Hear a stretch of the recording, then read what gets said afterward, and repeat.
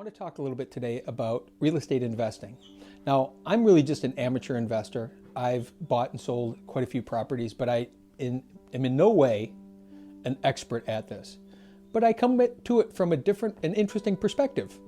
And I think it's something worth sharing for people that want to get in and want to understand how to do it in maybe a different way. And there's a lot of people on television with all their real estate investment profile ideas and all of that, and that's great. But if you're a guy like me or gal that wants to get into a property and see what can happen, see if you can flip it, maybe you want to make it a rental, maybe you don't. What I did was I got involved with local realtor, real estate company, Legendary Real Estate, and Sandy keeps her eye out for me for properties that have value, that they're being sold and there's value there. Now maybe they need a lot of work and they need a fix up, and I have a construction company that we didn't specialize in homes, we specialize in swimming pools, but using the skills that we have because I'm a licensed builder, we've been able to take those skills and apply it to homes. What I would do, at least this is how I got into the game, was I put enough money aside that I could buy something and buy it at a much reduced value. Maybe it was a foreclosed home or something that someone needed to get rid of and they didn't have the money to fix it up, so they're not going to get top market value. Instead, they need to get out. We've had cases where the home needs to be cleaned out as well, and they just don't have the ability to do it. A lot of times people inherit homes full of stuff that they need to just get rid of. And so Sandy started watching for me for properties, and we've been able to buy properties that way. That's something to think about. Another thing is in the foreclosure market. Now, I'm, again, no way an expert in foreclosures and how that process works. I know enough. I think when it comes to the technical details, probably should talk to someone who works in that field. But what we've been able to do is after a home has been foreclosed on and the home has gone to sheriff's sale, if the bank did not buy it back, but an investor bought it back, there's an opportunity to be able to buy that home. And then at a sheriff's sale, as I understand it, and again, I don't have the technical jargon, I don't fully understand how it works, I just know what we've been able to do, which is all legal, is at a sheriff's sale, if the bank doesn't buy the property back, but someone else gets it, they basically pay whatever the home was worth. If there's a $100,000 mortgage and the bank doesn't want it back, it may sell at sheriff's sale for $50,000 or $40,000 or $20,000.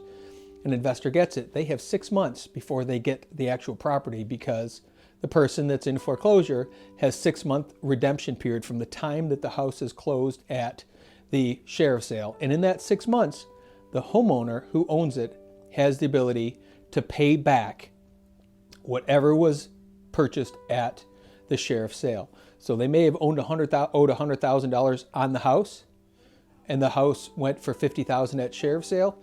They have a redemption period to be able to pay that $50,000 back.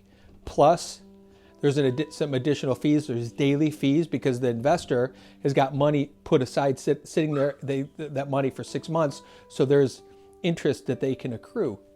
And there's an opportunity there for a homeowner. Now, what often happens is when you get into a tough situation financially, oftentimes what people do is they shut down emotionally. So if I've lost my house to foreclosure, I stop looking at the mail. I stop reading the mail. I stop paying attention because I'm wounded, I'm hurt, I'm scared, I'm all those things, and they tend to stop paying attention. Now, in the mail that comes in every day after the home has gone to foreclosure and then it gone to a sheriff's sale, is they're probably getting offers from realtors to list the home, to sell it, but they have no idea what that means. Most people have no idea what it means. Once they've gotten to that point, they feel so low with where they're at that they really don't know what their options are.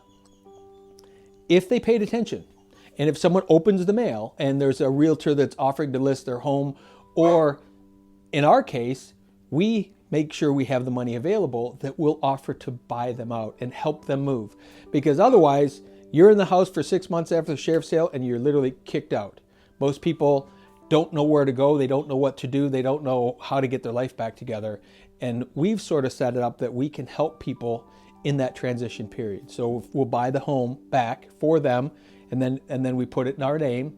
and we give them some traveling money to set up somewhere else, maybe some money to get a new place or rent a place or do something else, or give them a period of time longer than that 6 months or 3 months that they have left in the redemption so that they can find their way back and move. And we all have that ability to come back. We just don't know we do in the midst of that, because it's emotionally trying, it's physically trying, and it's socially trying, because we're caught in our bubble and we're worried about things.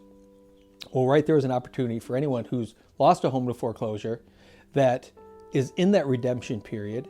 If you can do it on the front side of the redemption period, if the minute it went to sheriff's sale, you went to list your home, you've got a good chance of getting it figured out. A lot of times people don't do anything, and they only have a month left or 2 months left. In that particular case, we have to find a buyer that can pay cash for it, because that way it can go to closing quick. If someone's got to try to get a mortgage to do it, that process may take too long and the window may close and they get kicked out of the house, and that investor, whoever bought the property, is now in possession of it. So right there is an opportunity. If you're losing a home or you've lost a home and you're in that redemption period, that's the time to talk to people like Sandy, where she's got a real estate company. She may want to help you list it and sell it, but she also has people that would buy investment properties that care about you and want to help you find your way along. We just finished a deal. This home here that we're sitting was a case where we were able to allow the people to stay an extra 6 months in the home so that they could get things moved out properly. They weren't in a rush. They could kind of get their life reorganized so that they could move on, versus getting kicked out the door, and then most people feel sort of abandoned and left, and all of a sudden they don't know what to do, and they don't have the finances necessarily to go out and rent another place, or they don't have the credit to do that. But so giving them extra time, and or this particular case, we gave them an option. The option was 6 months or X amount per month. If they moved out in 5 months, we'd give them some money. If they moved out in 4 months, we'd give them more money. If they moved out in 3 months, they'd get more money. If they moved out immediately, they'd get a considerable amount of money, many thousands of dollars, to be able to go rent a new place, put a deposit down, first and last month's rent, or whatever was going to be required. So there are options for people, although it's scary, and I know people feel like they're going to be taken advantage of. They're going to be, someone's going to get something over on them. And really, there's some options for people outside of going to the traditional mortgage company, which we know in our experience that a mortgage company will not help you until you're so far behind that you can't get out of it. Our system is broken in that respect. If I'm having trouble, I should be able to go to the bank and start dealing with it on the front side. The bank won't even talk to me until I'm in arrears 6 months or more on a mortgage. Well, by the time you're in arrears for 6 months on a mortgage, it's pretty hard for the average anybody to come out from that. They're already down the rabbit hole where they're going to lose. And because we don't have systems to help people, people get lost in that. But there are options, and that's what we're doing. That's through Sandy. That's what we've been doing. She's got her eye out and her ear to the ground, listening for opportunity and listening to be able to help people, because it needs to be a win-win. For everyone to be comfortable with it, we want to win, and we want you to win. We want to be able to make sure that your home travels to the next owner in the best way that it can. And normally what we do is we come in and we renovate the property and make sure that it's ready to go. And so you can feel good about it because your home is now going to the new homeowner, and you can feel good about how it looks. We feel good about it because we've helped you through a process, and then we've sort of helped ourselves through a process. And then we're going to obviously, and the intention is to make money doing it as well. So then we feel good about it because then we profit from it as well. So there's opportunity for anyone who's in that position. And we live in a world where that does happen. And we as a society become so ashamed of it. And you know what? Stuff happens. And when you get there, instead of closing down mentally and emotionally, which most people do, if you just watch and you pay attention, there's some people there that are willing to help. And in our case, that's what we've been doing. And Sandy's been amazing. If you have any questions, certainly call Sandy from Legendary Real Estate, and she will help you through all of it.